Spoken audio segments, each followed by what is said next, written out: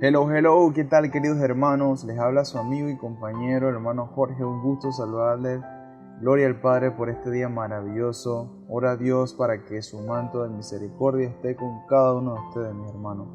Fortaleza para todas las familias de la Iglesia Bautista Bíblica de San Antonio y todos los que nos escuchan. Gracias y paz, hermanos. Hoy hemos regresado, con los podcasts semanales y empezamos una quinta temporada en el mes de diciembre, uno de los meses más bonitos, que bueno, de verdad que sí. Bueno, mis hermanos, mitos y costumbres de Navidad. ¡Wow! Increíble, un tema muy interesante. Vamos a tener una serie de 3 temas durante este mes. Bueno, la polémica de si los cristianos deben celebrar la Navidad o no ha estado en discusión por muchos siglos. Hay cristianos dedicados y sinceros en ambos lados del dilema, hermanos, y cada uno con múltiples razones del por qué o el por qué no se debe celebrar la Navidad en hogares cristianos.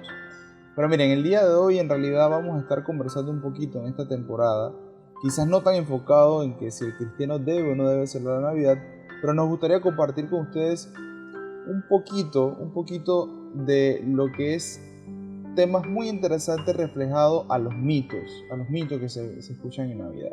¿Okay? ¿Han escuchado algo como las decoraciones navideñas, el árbol de Navidad y el famoso Santa Claus? Así es, hermano. Pero bueno, vamos a dar inicio y vamos a hablar un poquito de lo que son las decoraciones navideñas. Antes de iniciar, me gustaría directamente atacar lo que puede ser un eslabón suelto, ¿sí?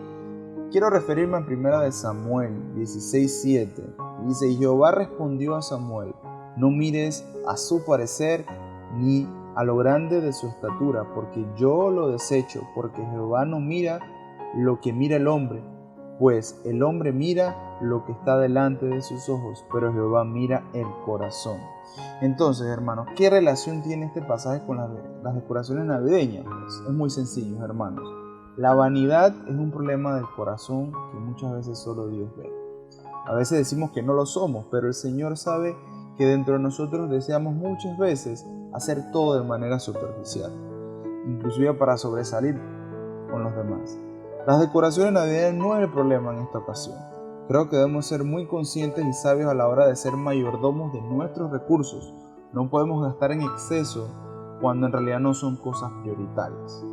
Sabiendo esto tan importante, me gustaría regresar al tema de las decoraciones. Hay algunos versículos en la Biblia que parecen indicar que está mal decorar la casa con objetos de madera, importante, pero en realidad hablan de idolatría. Ejemplo, si vemos Jeremías 10 del 1 al 5 o Isaías 44, 14 al 15, enfatiza lo absurdo e inútil que es hacer o adornar ídolos de madera para adorarlos, algo que hicieron las naciones paganas y que luego el pueblo judío intentaba imitar o copiar. Hay varios adornos que podemos utilizar en nuestras casas, hermanos, para comunicar el verdadero. No perdamos la oportunidad de reflejar nuestro testimonio de vida en la celebración de Navidad y mostrar lo que en realidad es, ¿sí? Eso es muy importante. Obviamente, cuidándonos de la opulencia, sin vanidad, porque el Señor lo conoce todo. Aquí no se trata de competir de quién es el nacimiento más bonito, ¿sí? El nacimiento es un momento, y aprovechando este comentario, es una representación de la historia del nacimiento de Jesús con el uso de figuras. Sirve como un recordatorio del humilde nacimiento de Jesús, pero siempre debemos reflejar el propósito de esa humildad de Jesús cuando nació.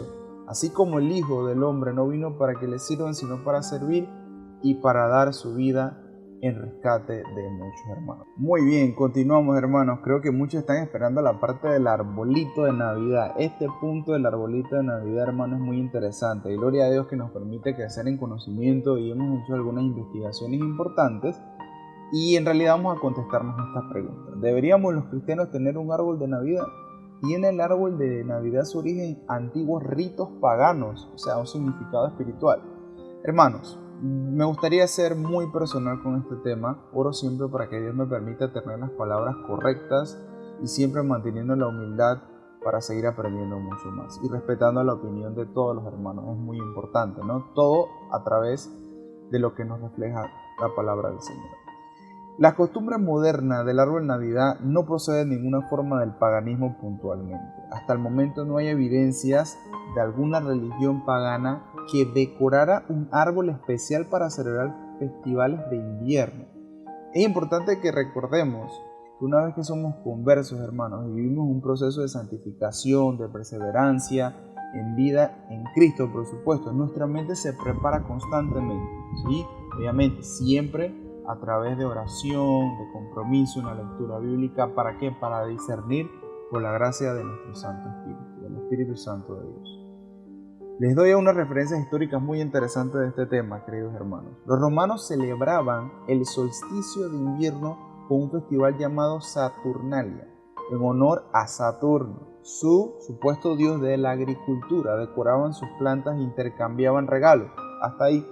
Más tarde, en la Edad Media, germanos y escandinavos, el pueblo obviamente alemán, antiguo alemán, ponían árboles perennes dentro de sus casas, afuera de sus puertas, para expresar la espera de la próxima primavera. Miren, algo curioso, los primeros árboles navideños fueron decorados por los cristianos protestantes en el siglo XVI en Alemania. Nuestro moderno árbol navideño ahora evolucionó de estas antiguas tradiciones alemanas, y esta costumbre muy probablemente llegó a Estados Unidos y por ende los emirates alemanes en Pensilvania, Ohio y demás, todos esos condados. Y bueno, el resto de la historia ustedes lo conocen, ¿sí? Somos un país muy americanizado, un continente así. No hay nada en la Biblia que prescriba o prohíba los árboles de Navidad. Algunos piensan equivocadamente que Jeremías 10:1-16 prohíbe cortar árboles y decorarlos de la misma manera como lo hacemos en Navidad. Pero ¿qué pasa? Aún leyendo por encima del texto, se comprende que Jeremías establece la prohibición de ídolos hechos de madera, cubiertos de plata y oro. ¿Para qué? Para adorarlos. Eso es muy importante. O sea, que el significado, no hay significado espiritual en tener o no un árbol navideño.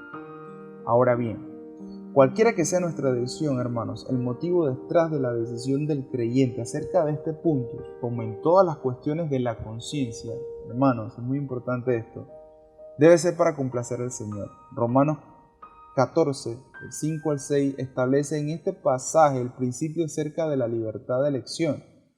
Uno hace diferencia entre día y día, otro juzga iguales todos los días. Cada uno esté plenamente convencido en su propia mente. El que hace caso del día lo hace para el Señor.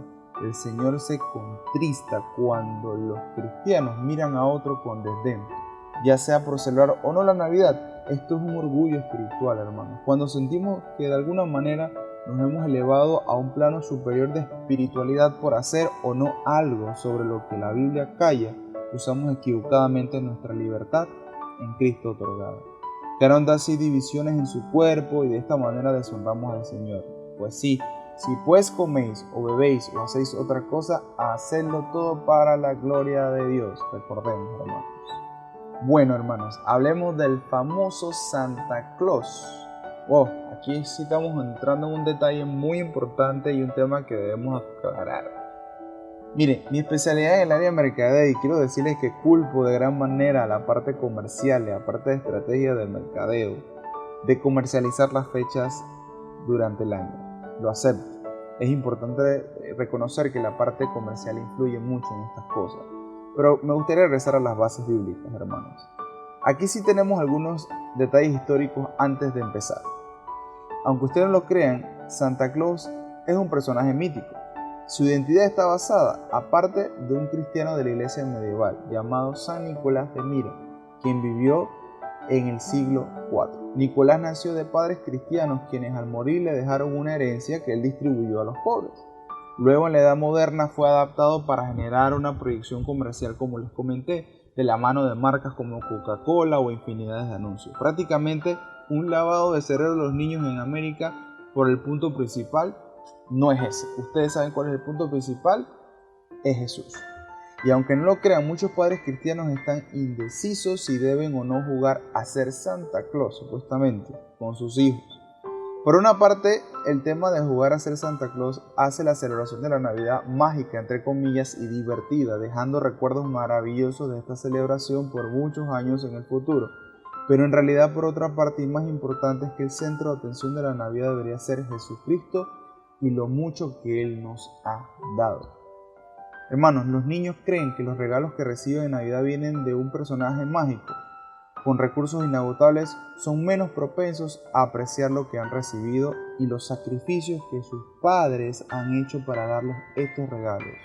La codicia y el materialismo se apoderan, pueden empañar estas celebraciones, las cuales representan el dar, amar y adorar a Dios. Aquellos niños cuyos padres tienen un presupuesto limitado sienten que han sido ignorados por el supuesto Santa Claus, o peor aún, que los consideran niños o niñas malos. Ahora sí, voy a ser directo y frontal en lo que voy a decir, queridos hermanos. ¿Por qué no debemos darle cabida al enemigo en ningún momento? En primer lugar, este jueguito de Santa Claus es una violación al primer mandamiento de la ley moral de Dios. No tendrás dioses ajenos delante de mí. Alguien puede replicar, pero Santa no es un dios, lo siento. Dirán muchos, oh, sí lo son, falso.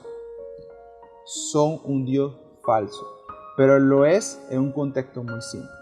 Cuando decimos que Santa sabe cuando los niños se portan bien y cuando se portan mal, y quién tiene poder para proveer todas estas cosas que deseamos, los niños piensan que Santa puede hacer eso y estamos atribuyéndoles connotaciones divinas. La Biblia dice que son los ojos del Señor los que están en todo lugar mirando a los malos y a los buenos. Proverbios 15:3. No los de Santa o de los reyes, que por ahí también están. Pero no solo es una violación al primer mandamiento, sino también al noveno. Esto es una mentira y todos sabemos quién es el padre de la mentira. En tercer lugar, ¿por qué el mensaje se transmite? Esta tradición es totalmente contraria al Evangelio. Sencillo, Dios no bendice a los hombres sobre la base de las buenas, sino sobre la base de la gracia. Es muy importante eso y Efesios lo dice del 2:8 al 9. Y en cuanto al último lugar, le roba la gloria a Dios en Cristo. La Biblia dice que toda buena dádiva y todo don perfecto desciende de lo alto del Padre de las luces, en el cual no hay mudanza ni sombra de variación. Es Él a quien nuestros hijos debemos agradecer, nosotros debemos agradecer cuando reciben y no a seres inexistentes como el famoso Santa. Los regalos de Navidad no son malos, al contrario, queridos hermanos, es una excelente fecha para inculcar y tener el don de misericordia. A misericordia nos referimos somos dirigidos por Dios para ser compasivos en nuestras actitudes, palabras y acciones. Momento de ser compasivos, compartir con el que menos tiene. Enseñando a nuestros hijos a compartir. Si olvidamos no ser vanidosos, es importante dejar lo que es la vanidad a un lado. Las cosas materiales no son importantes y todo debe ser dentro de su justa medida. Queridos hermanos, espero que este podcast haya sido de mucha bendición para usted. Abrazos, seguimos aprendiendo, seguimos compartiendo y que la gloria sea para Dios. Saludos.